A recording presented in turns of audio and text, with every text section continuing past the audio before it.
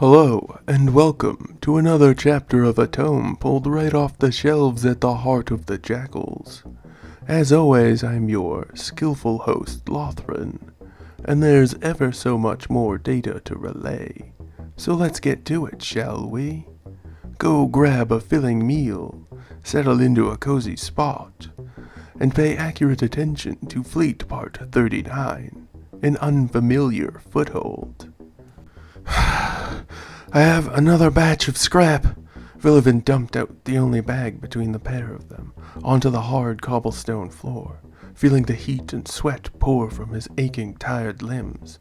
I'm almost, Torm gestured to the shield-projecting armor shoulder guard that he was working on. Vilivin was too exhausted to do anything but wheeze his breath and nod. There's food? Torm picked up a covered plate beside him and rushed it over to Vilivin. He took the plate, peeling back the cover and shoving the lukewarm, tasteless mash into his mouth, swallowing more of the concoction than anyone should in so short a time. Deckard, he called us again a few times. Torm motioned to the device he'd whipped up yesterday. Vilivin perked right up, clapping Torm on the back and walking over to the communicator Torm and he had built in their off time. Torm did most of the technical work.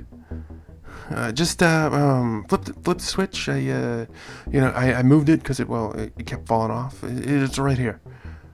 Vilivin let the other man fumble while he enjoyed the feeling of his plate of slop filling his stomach, even if eating of it was so much of a chore. Kid, they let me keep the device. After I used it, they made sure that I took it with me. Not a lot of time. I'm so tired. They keep moving me. I don't know why. Sometimes I have to keep the radio off the floor, or they poke me and prod me, and other times the room is flooded. They want us to talk. I'm so tired. They won't let me sleep. I have to go. They're coming back.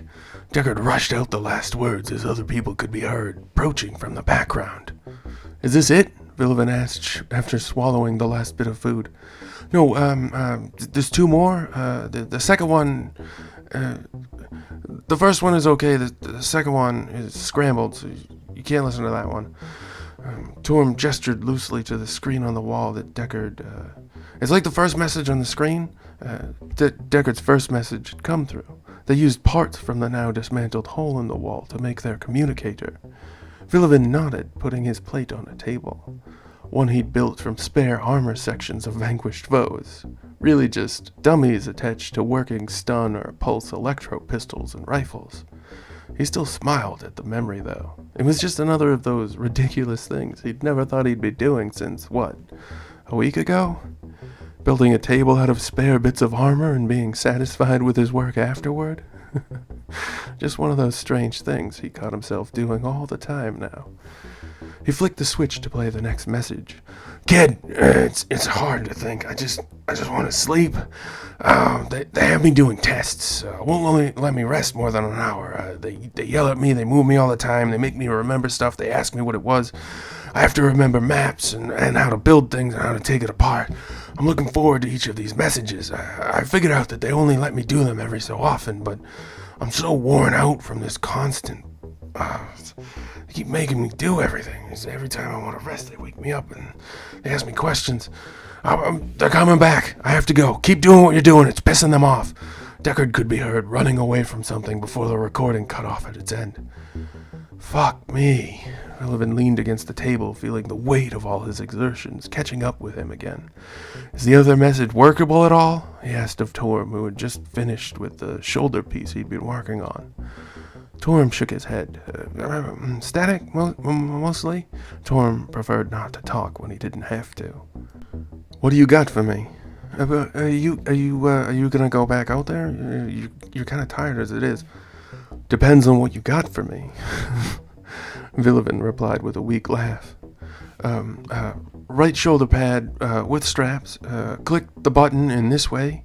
Torm clicked the button, fixed a part of the strap that would sit on Vilivin's chest in a non-random sequence. That way it was unlikely to occur naturally. Emergency shut-off switch. Torm flicked that up and down.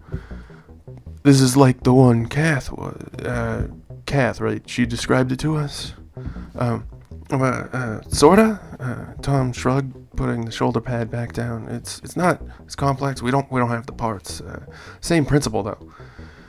How many uses and for how long? With the flake network that I set up, like 3 uses, no more than a minute each. If you're lucky. Torm gestured very non-committally about the entire affair. Okay, let me think. As much as I'd want to help out Deckard, he sounded so rough. But I need a few hours myself. Work on some sort of ammo system or something for the short rifle I found. Vilivin regretfully set himself on the path to his makeshift bed. He felt terrible for not doing more to help Deckard, but as he took each step, his mind drifted further into the darkness of ever so welcomed slumber. And just as he embraced the pillow, Vilivin was stolen from the world and its intrinsic worries for a little while longer. And so it is. Our time together has once more come to a close. I hope each and every one of you enjoyed the tale as much as I have the telling of it. As always, I've been your implacable host, Lothran, and this was Fleet Part 39, An Unfamiliar Foothold. Another tale right from the heart of the Jakuls. And now, we must once again part ways. Korvoth, guide them back along the proper path, back to the safety they know all too well. Yes, sir, Lothran. Oh.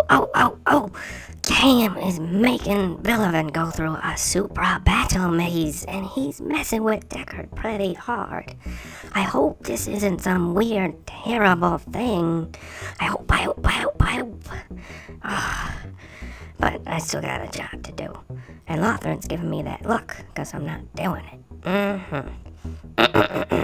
A pleasant greeting and a fond farewell to each and all. Please leave all your comments, questions, and kindnesses down below.